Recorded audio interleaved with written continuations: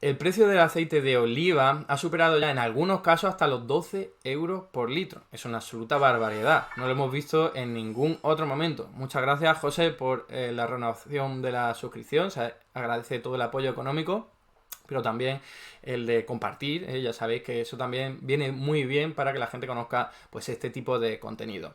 Como decía, es algo histórico, algo que no había ocurrido nunca, si vemos en la serie histórica, ha habido momentos en los que el precio del aceite ha aumentado más de la cuenta, pero lo de ahora es una maldita locura. Creo que todo el mundo es consciente de ello cuando vamos a comprar. Hay gente que utiliza poco el aceite, de hecho yo lo utilizo muy poquito. Pero eso lo hemos notado todos y entonces llama la atención. Sabemos que desde la pandemia y sobre todo con la guerra de Ucrania, los precios de muchos alimentos han subido, pero eso ya está más o menos controlado y estabilizado, ¿no? En términos generales. Y sin embargo, el producto del aceite de oliva, como digo, en sus diferentes modalidades, ¿no? Aceite de oliva virgen extra, pero también los otros tipos de aceite más típicos que hay, pues ha aumentado muchísimo el precio y eso sobresale con respecto a los demás alimentos básicos que, como digo, están más o menos estabilizados. Se ha hablado mucho de que esto tiene que ver con la sequía, con las altas temperaturas y ni que decir tiene que esa es la raíz principal del problema. Pero hay más. Hay más, y eso es lo que vamos a intentar analizar un poco desde una posición prudente, porque bueno, tenemos datos, pero no podemos saber lo que ocurre. Yo adelanto que no soy ningún experto en el sector agroalimentario, no me conozco el sector del aceite, entonces yo aquí voy a ofrecer información, datos y luego pues algún que otro tipo de argumentación daré, porque no es solo, como comento, lo de la sequía, que por supuesto explica en su mayor parte esta situación extraordinaria que tenemos, ni siquiera que se haya sumado a los problemas que ya había en el sector de los alimentos, que tiene que ver con precios en las materias primas muy elevadas, con el coste de la energía. Tened en cuenta que se utiliza, bueno, pues fertilizante y fitosanitario, que utiliza hidrocarburos, sobre todo gas natural, ¿no? Para su producción. Entonces, como el gas natural aumentó, pues los costes de producción en general aumentaron. Pero como digo, no es solo eso lo que lo explica, sino que hay también un componente de especulación. Especulación quiere decir que están los listos de siempre, por cierto, no solo productores o intermediarios, sobre todo intermediarios, luego voy con esto, sino también consumidores, ¿eh? No sé si conocéis a alguien que ha visto el percal y ha dicho, pues yo ahora compro un montón de garrafas de aceite y así me sale ahora más barato que cuando luego vayan a subir los precios. Y eso es algo negativo también, ¿vale? Merece mi desaprobación porque lo que estamos haciendo es retirar más aceite del mercado y por lo tanto que el precio para todos los demás, eso sí, suba. Entonces es una práctica egoísta que lo que hace es empeorar las cosas. Por supuesto no es el principal problema ni mucho menos, pero se suma ese componente de especulación por parte sobre todo de los intermediarios. Hay también por ahí muchas denuncias de cooperativas que funcionan casi como un monopolio, como de Coop, que encima es malagueña, que de ahí soy yo. Entonces, como digo, yo voy a ir simplemente anotando y perfilando esa información y ya luego extraer una conclusión, como digo, prudente, cauta, porque no soy experto en el tema, pero seguro que esto arrojará luz, porque he traído bastantes datos que revelan por dónde van los tiros, ¿no? Entonces, voy a presentaros ya los gráficos que tengo y vamos a ir hilando pues esta exposición a la que os estoy haciendo referencia. Bueno, pues aquí tenemos, a ver si lo pongo, la evolución del precio del aceite, en este caso de virgen extra, en euros por kilo, ¿no? Entonces podéis ver ahí que el kilo no es exactamente lo mismo que por litro, pero veis cómo la evolución, que ya os decía que a lo mejor en el año 2015 pues nos dio un susto porque aumentó superó el 4 euros por kilo, luego bajó, ya lo veis, 2018, 2019, 2020, sobre todo con la pandemia, pero después, con la recuperación de pandemia, de forma paralela al incremento de los precios, que ya he hecho referencia, que hubo un aumento en los costes de producción, el precio del aceite también comenzó a aumentar. La invasión de Ucrania también fue un pistoletazo de salida para que siguiera aumentando, pero aquí hay algo más. Aquí hay algo más porque de hecho todavía no hemos visto pararse, estabilizarse el precio del aceite. parece que no va a ir a más, ¿vale? Al menos a corto plazo. Estos son señales que mandan los productores, parece que ya está todo el pescado vendido, ¿eh? Entonces no parece que vayamos a ver los más altos, menos mal, porque es que está por las nubes ya. Pero bueno, que sepamos que por un lado ha aumentado muchísimo, como aquí en este gráfico en términos promedio, pues ha superado 7 euros por kilo, que es una locura, es una barbaridad. Pero parece que todo apunta a que esto, al menos a corto plazo, no va a empeorar. Al final de esta exposición hablaré de qué puede ocurrir el año que viene, porque ya tenemos indicadores. Ya sabéis que hay una recogida, una siembra y que dura un año, ¿no? Toda la campaña. Entonces ya estamos viendo que las condiciones climáticas no son las más adecuadas precisamente para que tengamos un precio de aceite bajo el año que viene. Pero bueno, esto es algo que todavía no se puede saber, ¿eh? Entonces, primero con conceptos básicos sobre el olivo y sobre el aceite, que quizás sepamos todos, pero bueno, conviene repasarlo aunque sea ese el caso, ¿no? Para empezar, la superficie de olivar en España está muy concentrada, como aquí lo podéis ver en este gráfico, en el sur, en el arco mediterráneo concretamente, pero como veis, Jaén despunta, luego está en una segunda división Córdoba y en una tercera división Granada. Y ya luego, pues esas otras zonas de Andalucía como Sevilla, Málaga y bueno, Badajoz y como podría ver parte de Castilla-La Mancha. Pero, como digo, esto es importante de cara a saber hasta qué punto estas zonas, que son muy importantes, pues han sufrido las condiciones meteorológicas de hace un año. De hace un año. Porque ya os recuerdo, os lo vuelvo a decir, que la campaña dura un año, entre que se siembra, entre que madura la fruta, etcétera, etcétera, ¿no? Entonces, otro concepto básico, que es el que estoy haciendo referencia, pues el ciclo anual del olivo. Aquí podéis ver que los meses clave son desde noviembre hasta febrero, ¿vale? Porque son la recolección y luego el reposo.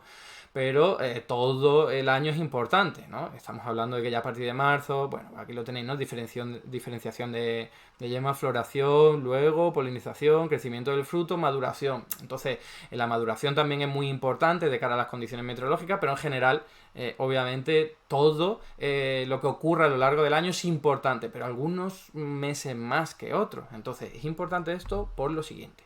Aquí tenéis estos son datos oficiales de la AEMET, las anomalías de temperatura media en verano. En verano, como digo, no es lo más importante para que el fruto crezca, pero sí que es como digo, información relevante por ese dato tan loco que veis ahí del verano de 2022, ¿vale? Ahora el aceite que estamos comprando pues proviene de la campaña de 2022-2023. Entonces, incorporando, por supuesto, el verano de 2022. Ahora el verano de 2023, que está ya acabando, explicará pues la siguiente campaña si aumenta el precio o no. Entonces, fijaos la locura.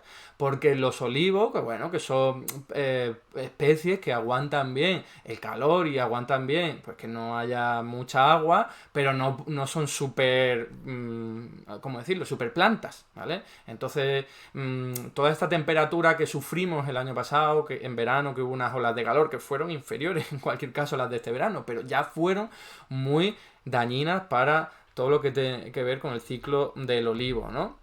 Ahora, un mapa aquí geográfico para que veáis que las zonas más perjudicadas, primero por lo que he dicho de la temperatura, ahora la veremos con gráfico, pero sobre todo por la sequía y la escasez y la sequedad, son curiosamente precisamente las zonas a las que yo he hecho referencia antes de que son potentes a la hora de la superficie olivarera, ¿no? Entonces hay que sumar uno y uno. Aquí tenéis otro gráfico, en este caso para la primavera, ¿vale? Tendría que haberlo puesto antes.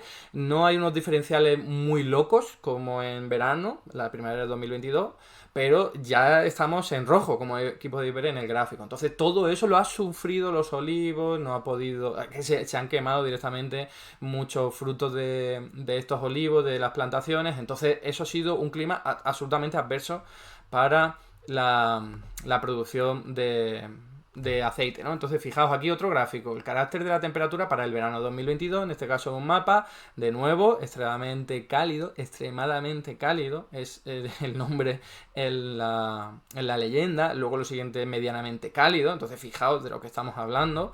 Y aquí tenéis pues las diferencias en temperatura, ¿no? Que en muchos casos han superado los 3,5 grados en comparación con la media histórica. Y como veis, otra vez la zona del olivar no se libra. la zona más potente del olivar. Y ya, para terminar con esta primera aproximación a las condiciones meteorológicas, fijaos que la precipitación en verano de 2022 también muy, muy escasa. Y sobre todo en la zona que ya sabemos que son las más potentes, ¿no? Para la producción del aceite y en general el olivo. Entonces, aquí tenéis un gráfico en el que, aunque ha habido zonas en España que todavía han estado más secas, ¿vale? Ahí, eso es extremadamente seco. Esas zonas oscuras que veáis, extremadamente seco. Que por Madrid, fijaos, ¿no? Y lo otro que será Ávila o Segovia, ¿no?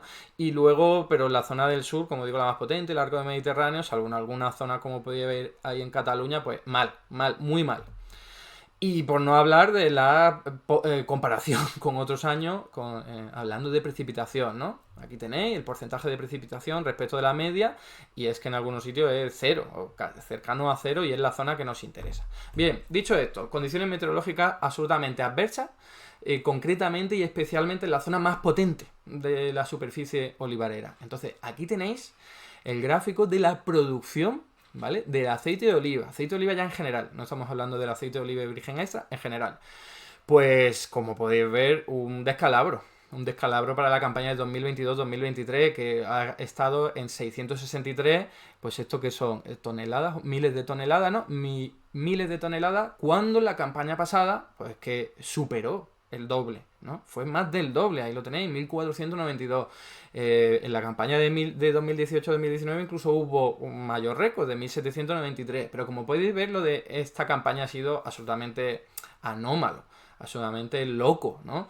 Entonces, y esto va más allá del cambio en la demanda, porque es verdad que con la guerra de Ucrania el precio de aceite girasol pues se encareció muchísimo y mucha gente se refugió en el aceite de oliva y eso puede explicar algún incremento en el precio, pero aquí no estamos incorporando eso todavía porque es producción, simplemente lo que se ha producido. Pues bueno, con peor siembra, peor cosecha, y aquí tenemos pues la caída brutal, que es lo que explica que haya menos aceite para, luego veremos, no solo el consumo nacional, el consumo interno de nuestro país, sino también para las exportaciones.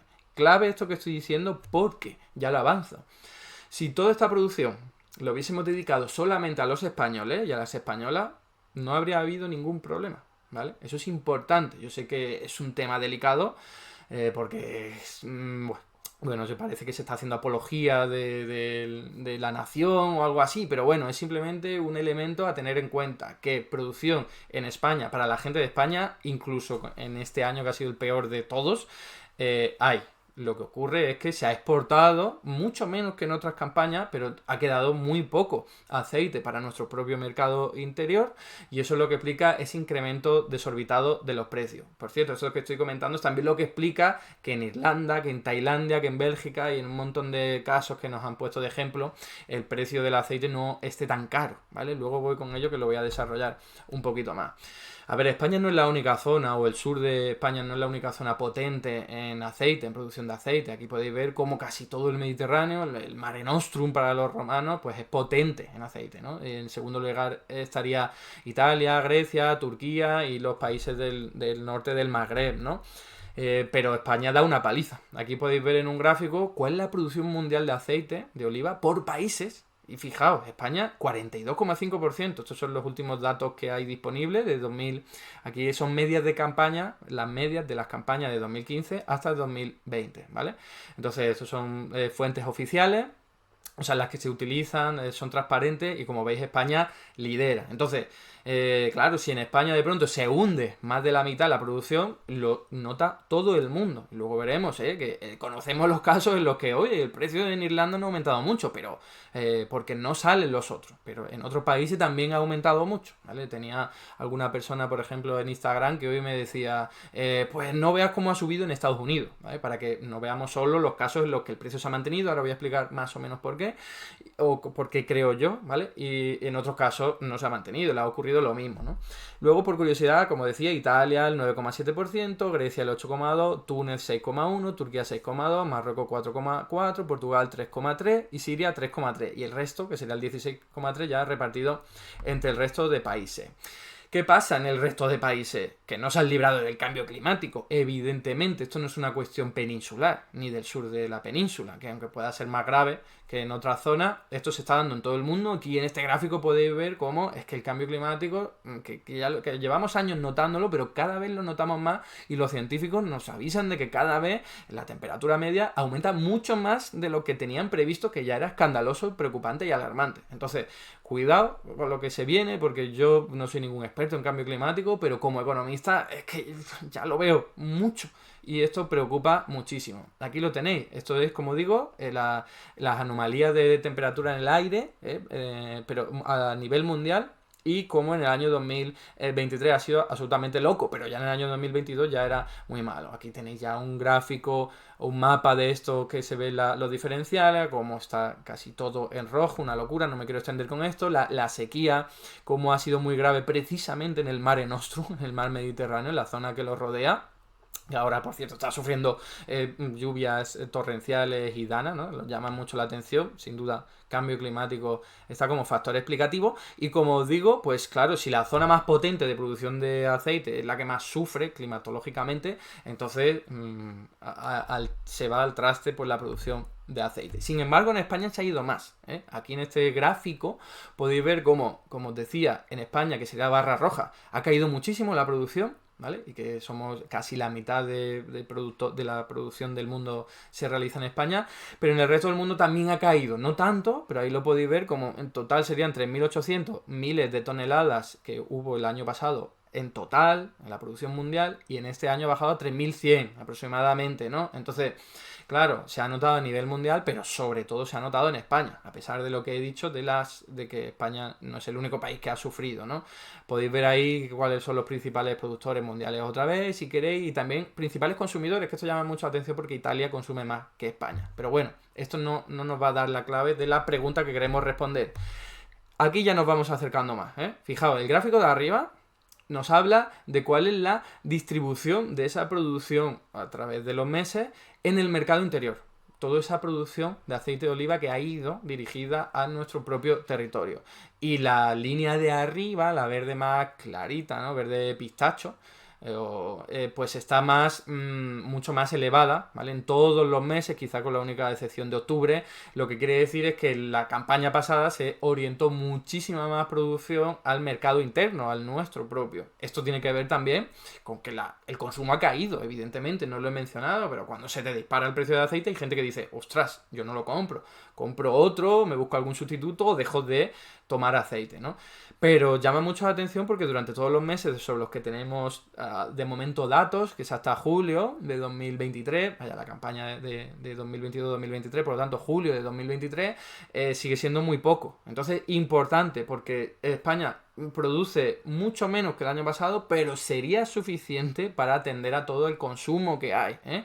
Lo que ocurre es que, como podéis ver abajo, a la derecha, las exportaciones no han caído tanto. Fijaos, las exportaciones, que son las ventas del aceite hacia el exterior de nuestro país, pues se ha mantenido más o menos estable en las campañas anteriores y de pronto caída importante en la campaña de 2022-2023, pero no tan importante como la producción, ¿vale? Recordad que la producción es que más de la mitad, más de un 56%, si no recuerdo mal, concretamente. Entonces, ha caído mucho la producción y se vende menos fuera, pero no tanto menos. Eso significa que para el territorio nacional nos queda menos. Si queréis ver por el lado de las importaciones, que España importa aceite, ¿vale? Esto es algo que sorprende mucho a la gente, pero bueno, es que aquí los canales comerciales siempre son muy complejos, y hay, bueno, pues simplemente intermediarios que les viene mejor porque tengan ya firmado acuerdos o por el motivo que sea, ¿vale? Como os digo, yo no soy ningún experto en el sector.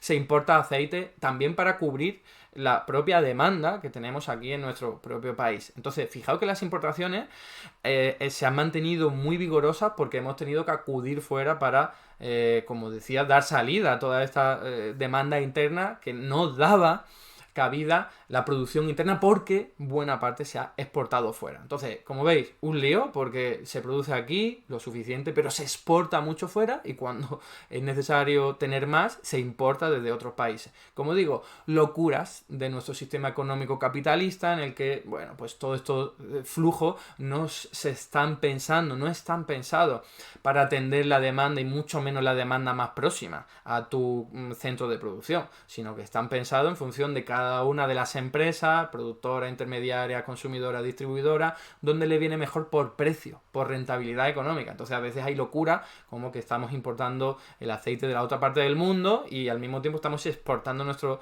aceite a la otra parte del mundo con el considerable impacto medioambiental que ello supone, sobre todo en consumo de combustibles fósiles, ¿no? Entonces, ya voy aterrizando en la conclusión. Fijaos, os traigo simplemente un caso, un ejemplo que habréis visto seguramente muchos por Twitter de, oye, que en Irlanda está solamente a 4,65 euros el litro de aceite oliva virgen extra, ¿no? En el país productor, España, al doble de precio. Pero recuerda que es por la sequía, ¿no? O sea, son comentarios que nos hacen pensar que hay algo más de la sequía, pero con esto solo no lo podríamos ver, ¿vale? Con esto solo no lo podríamos ver. Seguramente lo veríamos mejor con esto, que es una tabla un poco fea, pero es la mejor que he podido encontrar para exponeros un poco cómo funciona todo el proceso productivo desde que se siembra, bueno, mejor dicho, desde que se produce las aceitunas y el aceite hasta que llega todo ese producto ya, por supuesto, procesado y envasado a los centros de distribución, a las tiendas, supermercados, etcétera, etcétera, ¿no? Entonces, es importante que tengamos en cuenta que esto no es simplemente que, bueno, pues el productor, el agricultor, pues tiene ya ahí sus aceitunas y entonces se hace el aceite rápido y se lleva... No, es un proceso largo que involucra a muchos agentes económicos y que requiere tiempo, como estoy diciendo, fundamental, sobre todo en un momento en el que estás viendo que los precios se te van a ir aumentando, porque ha habido poca producción y porque sobre todo se está exportando mucho fuera, en vez de atender a nuestro mercado interno, ¿no? Entonces, claro, ¿quién se aprovecha más sabiendo que va a aumentar a futuro? Por un lado, los que están más tarde en este proceso productivo, es decir, el productor no, como enseguida vende su producto, pues no le da tiempo, es una venta en un mismo segundo, en un mismo tiempo, ¿no? Prácticamente. Entonces no le ha dado tiempo, valga la redundancia, a ver que los precios van a estar aumentando. Eso por un lado. Al intermediario le da mucho más tiempo a verlo, hoy está aumentando, pues voy a elevar un poquito el precio, no solo para cubrir los costes que también se me han aumentado, sino para ganar un poquito más. Y luego la distribución también está en esa mejor posición para ver, oye, que sigue aumentando los precios, yo puedo subirlo un poquito más, ¿no? Incluso también pensando en cubrir sus costes que van a ser superiores cuando vuelvan a realizar una compra. Pero no es el único elemento a tener en cuenta, hay otros y es el poder. El poder, eso es lo más importante de todo. O sea, el agricultor pequeño no tiene el mismo poder que el agricultor pues con unas grandes explotaciones. Evidentemente no. El intermediario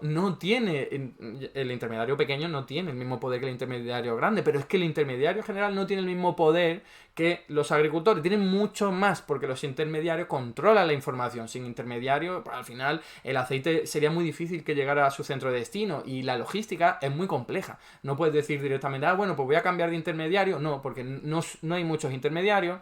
Hay algunos lo acusan de cárteles, pero son oligopolios en buena zona. Claro, esto es un mercado muy segmentado. Entonces, en alguna zona de Málaga, por poner un ejemplo, sí que puede haber una concentración de poder que explique que el agricultor tiene que decir sí a lo que le ofrecen y en cambio el intermediario tiene mucho más margen de maniobra, jugando también con ese tiempo que os hacía referencia. Y luego, por último, está la distribución, que siempre juega con márgenes muy pequeños y tal, pero aún así tiene mucho poder también. Entonces, simplemente lo dejo ahí. ¿Qué ocurre en el caso de Irlanda que hemos visto? En ese caso en particular de Irlanda. Importante también decirlo. A ver, puede ocurrir varias cosas. Puede ser que ese aceite no sea de buena calidad. Hay no solo denuncias, sino sanciones, algunas cooperativas por mezclar aceite de buena calidad con aceite de mala calidad, pero venderlo con buena calidad, ¿vale? Eso puede ocurrir, no lo sé, si en el caso ese, ni idea. Otra cosa que puede ocurrir es que ese aceite lleve mucho tiempo, y que, por cierto, cuanto más tiempo lleve, también va perdiendo calidad. Entonces, si es un aceite que lleva tiempo, estaba ahí en el almacén, pues se puede vender con los costes, bueno, con el precio que te cubra los costes de hace tiempo, ¿vale? Entonces, aún así vas a seguir ganando dinero.